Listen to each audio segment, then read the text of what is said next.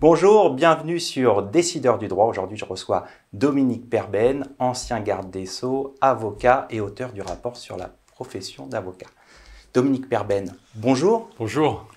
Alors, vous avez remis le 26 août dernier votre rapport sur l'avenir de la profession d'avocat. Il a plutôt été bien accueilli. Est-ce que vous pensez que le gouvernement va se saisir de vos 13 propositions ? Alors, je pense qu'il va les utiliser. Alors, peut-être pas toutes et peut-être pas toutes en même temps, mais je pense que nos propositions répondent à une situation. Je rappelle le contexte.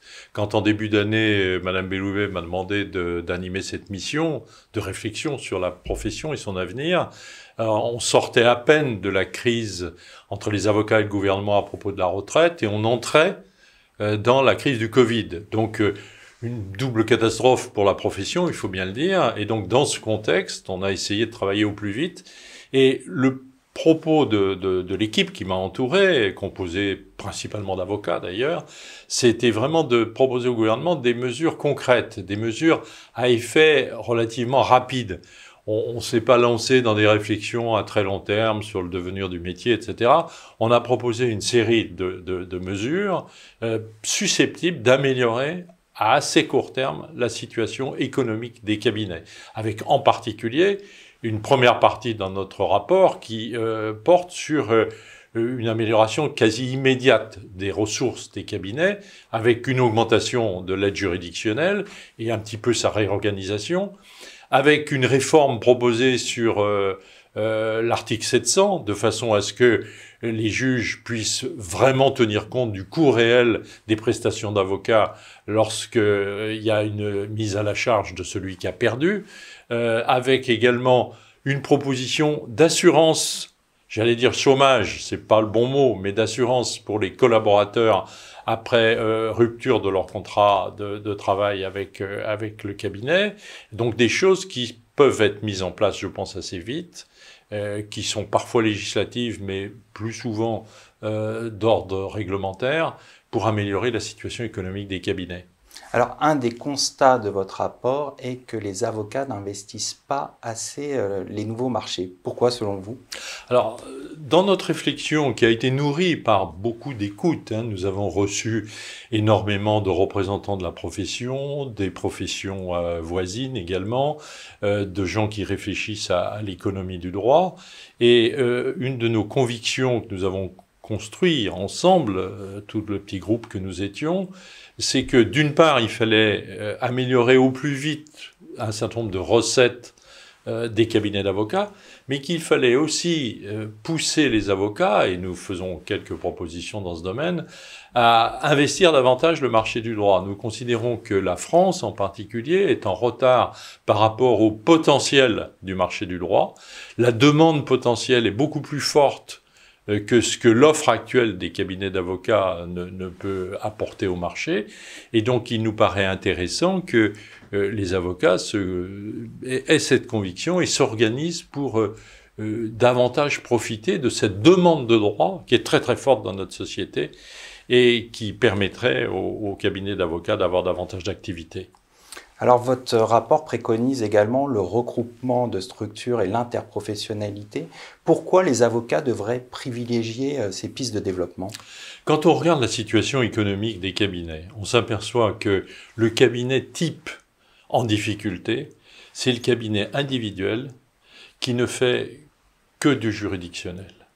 Et en plus, éventuellement, dans un territoire difficile, avec une démographie relativement faible. Dans ces cas-là, le cabinet peut pas s'en sortir. Donc nous avons la conviction qu'il nous faut inciter, en particulier les jeunes qui arrivent et qui créent leur activité, à se regrouper, à adopter des structures juridiques et fiscales qui leur soient favorables.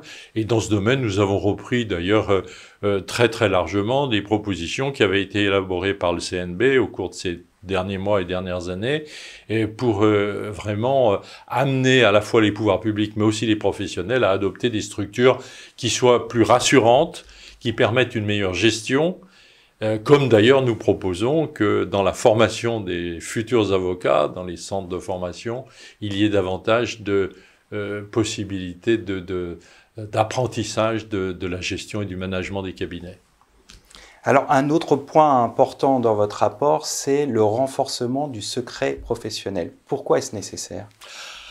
Alors, la mission n'avait pas été saisie pour cela. Mais vous vous souvenez de ce qui s'est passé au printemps avec un certain nombre de faits divers qui ont montré qu'il y avait quand même un vrai problème en ce qui concerne la protection du secret. Et donc nous faisons une double proposition.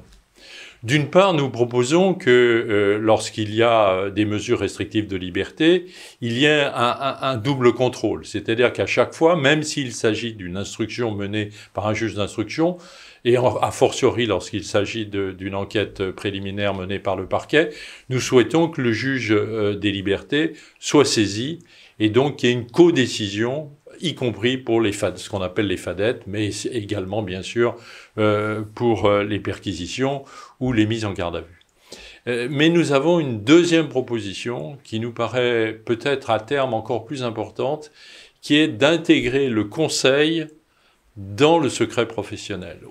Jusqu'ici, la jurisprudence de la Cour de cassation en France a été de ne reconnaître cette protection du secret professionnel que dans le cadre de la défense d'un client. Et nous souhaitons que ce soit élargi à la mission de conseil que beaucoup d'avocats, bien sûr, développent. C'est un point extrêmement important qui est d'ailleurs conforme à la jurisprudence de la Cour européenne des droits de l'homme. Donc là, il y aurait une modification législative que nous suggérons dans le rapport à réaliser au plus vite. C'est notre proposition. Alors, votre rapport semble mettre fin aux espoirs de la grande profession du droit. Pourquoi ce constat?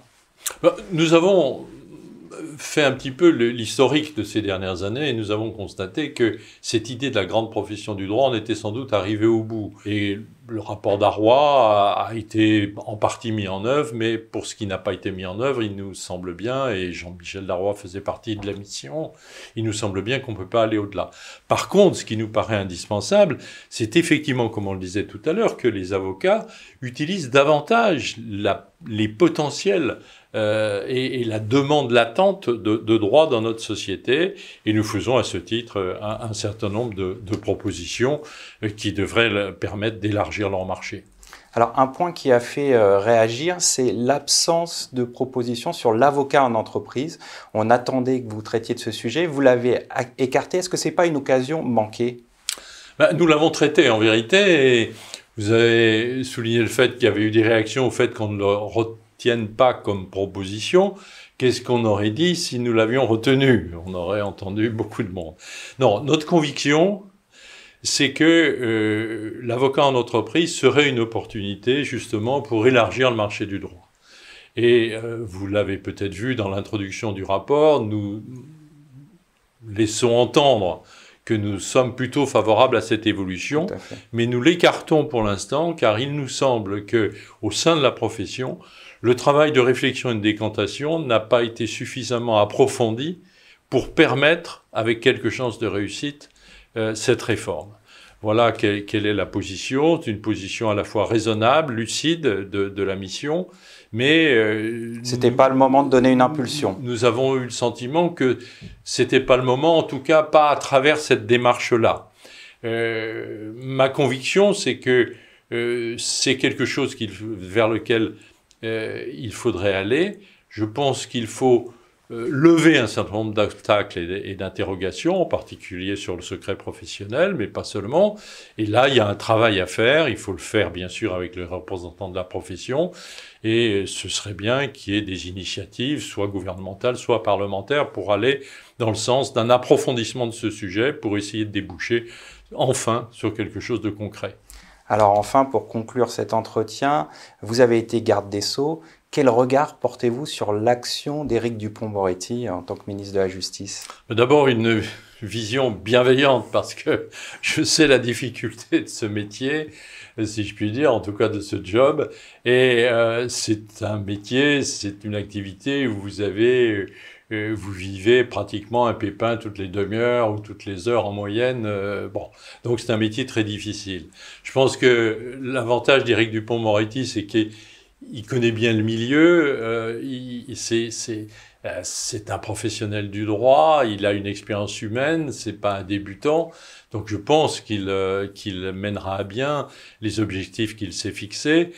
je me suis permis de lui dire un jour, où nous bavardions tous les deux, que vu le temps qu'il a devant lui, d'ici à la fin du quinquennat, ce qui ne préjuge rien sur après, bien sûr, il faut qu'il se fixe 2 ou 3 objectifs pour pouvoir les atteindre, en sachant que le Parlement a un ordre du jour extrêmement contraint et qu'on va rapidement arriver à la période où il sera difficile de présenter de nouveaux textes législatifs. Donc, tout ce qu'il doit lancer qui suppose un travail législatif, il faut le lancer le plus vite possible. Dominique Perben, merci. Merci à vous. Merci à toutes et à tous pour votre fidélité et je vous retrouve dès demain pour un nouveau numéro de Décideurs du droit.